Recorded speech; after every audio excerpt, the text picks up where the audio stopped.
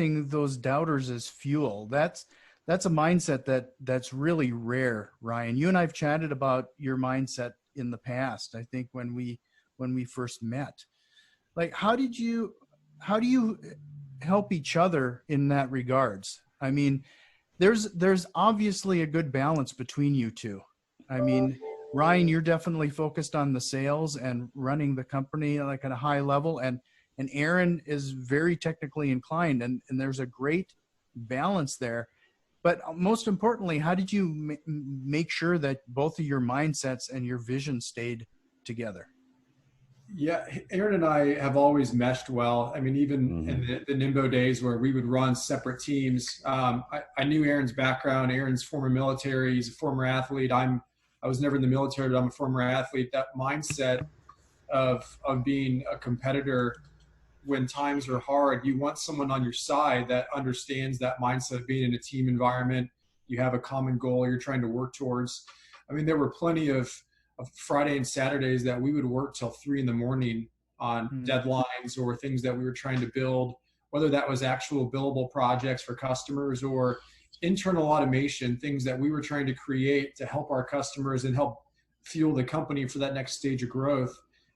We agreed early on that we were going to take all profits and reinvest them back into the business. We weren't going to have a lifestyle that we were both accustomed to during the Nimbo days when we both had higher salaries, higher bonus structures. I mean, I don't think I drew a paycheck for over 12 months. We really plowed everything back into the business, and that way we could be one of the leaders in the community. So I think when you start a business or you go to a company that is at the time was Stratum's size, you really want someone either at the top or you partner with that you feel like you can go to the trenches in, because it's tough. It's a competitive landscape, whether that's recruiting, that's projects on the sales side, projects on the delivery side. So he and I just really meshed well. It was just a nice work marriage and a good partnership from the get-go. Yeah, and I'll even add to that. I think from my point of view, the best thing that Ryan and I came up with right off the bat is there's no secrets. Good, bad, or otherwise, there's no secrets. If it relates to my child graduating, his wife having a child, it's, hey, we've got this thing coming up in 6 weeks and we need to account for budget dollars and we've got some unforeseen expenses, and even the project didn't go as well as we'd hoped and we now need to come at it, or sales pipeline didn't close the way we looked.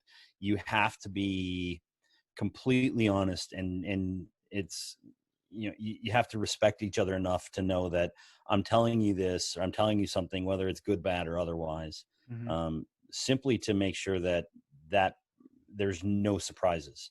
And so that, I mean, again, it comes back to relationships, it comes back to communication. It comes back to respecting the person that you're actually doing this with and starting a business with.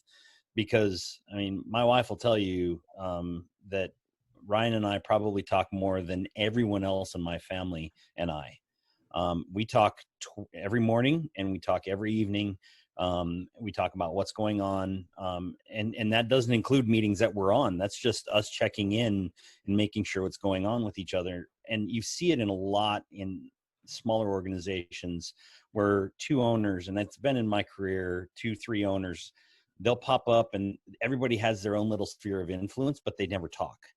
And that you've got to have that communication, good, bad, or otherwise. You have to be willing to respect the challenge, the opinion, and understand that it's, you got to be humble enough. And one of my favorite podcasters talks about, humility is probably the most important aspect of being a leader.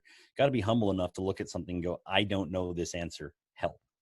And Ryan and I, thankfully, we've gotten to that point, in 5 years. Literally, I think it can be conversations of help all the way through to, I'm about to make a brisket, what do I do?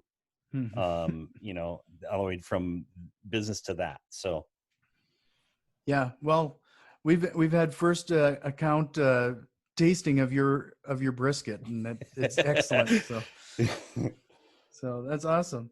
Thank you for watching Stratum's Cloud Interrupted. If you like what you see, please subscribe, like, and share this video.